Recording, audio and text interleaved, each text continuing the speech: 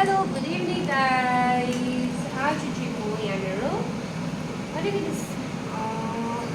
के बनाउँदैछु भने पटेटो चिल्ली बनाउँदैछु है गाइस। यहाँनिर यसरी मैले यो बस्तीको आलुलाई चाहिँ दुई पिस पारेर चाहिँ फ्राई गर्दैछु है। तिलहरू हालेर अलिकति मैले तिल कर्नफ्लोर लगाएर चाहिँ म्यारिनेट गरेर फ्राई गर्दैछु।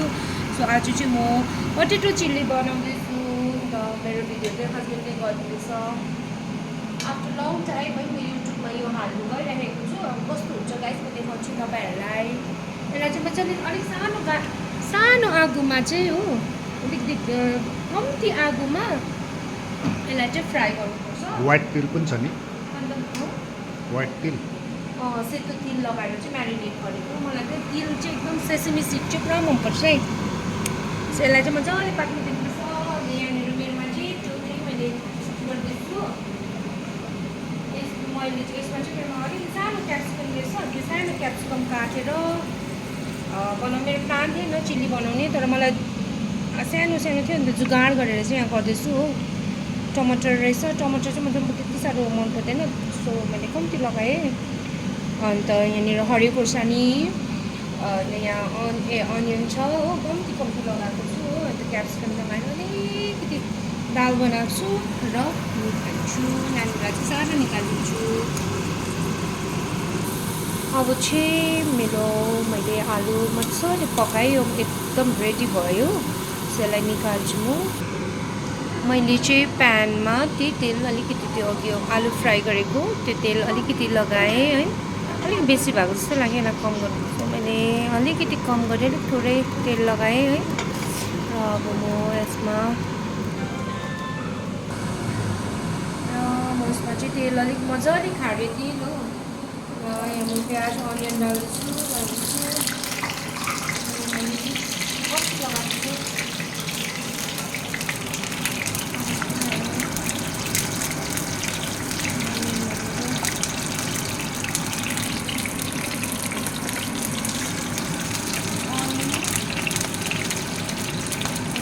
डराएर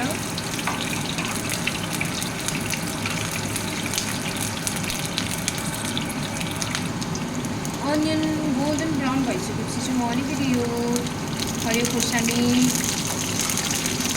अलिकति फ्राई गर्छु।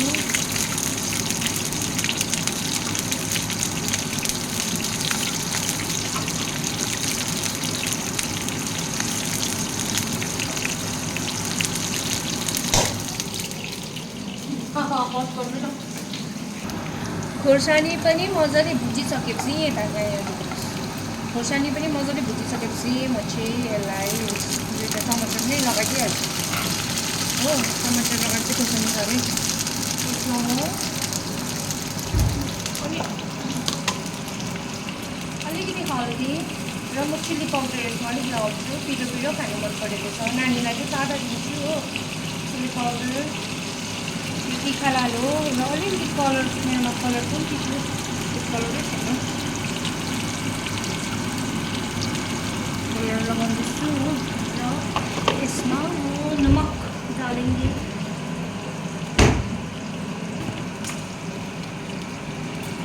थोड़ा सा नमक,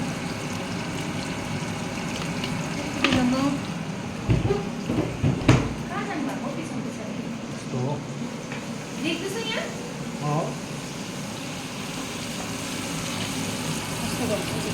म चाहिँ धेरै दिनको बादमा भिडियो बनाउँदैछु युट्युबमा, इरेगुलर हुँदैछु। सो आज चाहिँ यो अलिअलि बनाएर तपाईँहरूलाई लगाउँदैछु। यो रेसिपी मिठो हुन्छ, तपाईँहरू पनि घरमा बनाएर खानु सक्नुहुन्छ।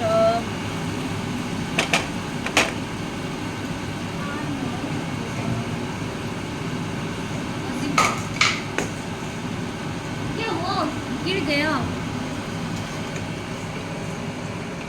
थोड़ा सा अजिनोमोटो लगाउँछु है। चाइनिज मसला हालिहालेँ।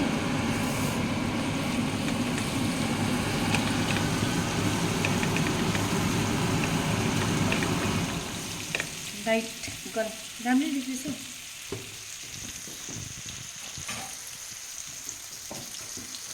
म यसमा अलिकति कलरको लागि हनी लाउँदैछु अलिकति कलरको लागि थोरै सा हनी लगाउँदैछु कलरले चाहिँ साइनी दिन्छ नि त त्यसमा अलिकति हनी लाउँदैछु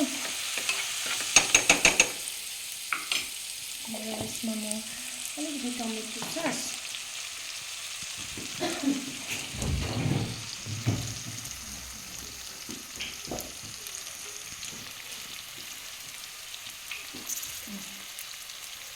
यसमा टमेटो सस कम्ती लाउँछु मलाई टमेटो सस चाहिँ युजली त्यति साह्रो मन पर्दैन कि मैले मात्रै खाने चाहिँ म टमेटो सस त्यति साह्रो खाल्दिनँ खासै मन पर्दैन यसमा अलिकति टमेटो सस हालेँ तर हस्पिटलको चाहिँ फेभरेट हो टमेटो सस अनि सोया सस अलिकति हाल्छु मेरो चाहिँ सोया सस सकिराखेको छ बोतलको सो यो पाउचवाला चलाउँदैछु हजुर थोडा सानो हाम्रो बाबाले के भन्थ्यो मलाई सिरका बाबाले चाहिँ सिरका भन्थ्यो सोया ससलाई पता नै किन पहिला सिरका भन्थ्यो सिरका भन्थ्यो म अहिले सम्झिँदा चाहिँ मेरो बाबाले चाहिँ सिरका भन्नुहुन्थ्यो अन्त यसमा चाहिँ म अलिकति नानीलाई चाहिँ प्लेन गर्छु र थोरै सा हामीलाई खानु चाहिँ नानीलाई चाहिँ यत्तिकै प्लेन उसले चाहिँ यत्तिकै यो म यसमा चाहिँ यत्तिकै नानीलाई चाहिँ बनाएर दिन्छु यो चाहिँ हामीले खाने अलिकति राखेको छु नानीको लागि र यो चाहिँ हामी खाने यसलाई सुन चलायो हो यो त मामसँग होइन के खानुपर्छ ल